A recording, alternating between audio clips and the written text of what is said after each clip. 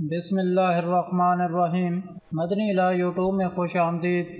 अस्सलामु अलैकुम दोस्तों, और मेरी दुआ है अल्लाह पाक से कि आप सबको खुश आबाद रखे और आपकी हर परेशानी दूर फरमाए, आमीन। दोस्तों, एक नए वाक़े के साथ आपकी खिदमत में हाजिर हैं। एक मरतबा अबू जहल और अबू सुफियान और अगनेस बिन शरीक रात को अपने अपने घरों से इसलिए निकले कि छुप कर रसूल सल्लल्लाहु अलैहि वसल्लम से कुरान सुने। उनमें हर एक अलग-अलग निकला, एक की दूसरे को ख़बर ना थी और अलग-अलग गोशों में छुप कर कुरान सुनने लगे। तो उसमें ऐसा महव हुआ कि सारी रात गुज़र गई।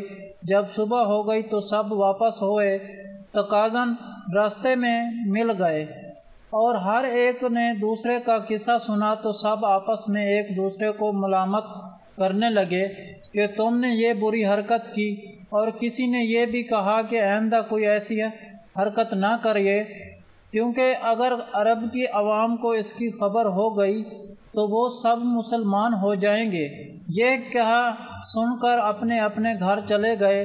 अगली रात आई तो फिर उनमें से हर एक के दिल में यही टस थी कि कुरान सुने, और फिर उसी तरह छुप छुप कर हर एक ने कुरान सुना, यहाँ तक कि रात गुजर गई और सुबह होते ही ये लोग वापस हुए।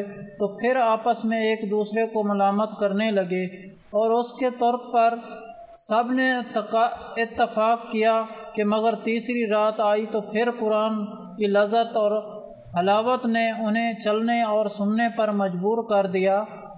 फिर पहुँचने और रात भर कुरान सुनकर लौटने लगे तो फिर रास्ते में इज्तिमा हो गया। तो अब सब ने कहा कि आओ आपस में मुआहदा कर लें कि आइंदा हम हरगिज़ ऐसा ना करेंगे। चुनाचे उस मुआहदे की तकमील की गई और सब अपने अपने घरों को चले गए। सुबह को अक़्सम बिन शरीक ने अपनी लाठी उठाई और पहले अबू सुफियान के पास पहुंचा कि बतलाओ इस कलाम के बारे में तुम्हारी क्या राय है। उसने दबे दबे लफ्ज़ों में कुरान की हक़ायत का एतराफ़ किया। तो अक़्नेस ने कहा कि बख़द मेरी भी यही राय है। उसके बाद वो अबू जहल के पास पहुंचा और उससे भी यही सवाल किया कि तुमने मोहम्मद के कलाम को कैसा पाया।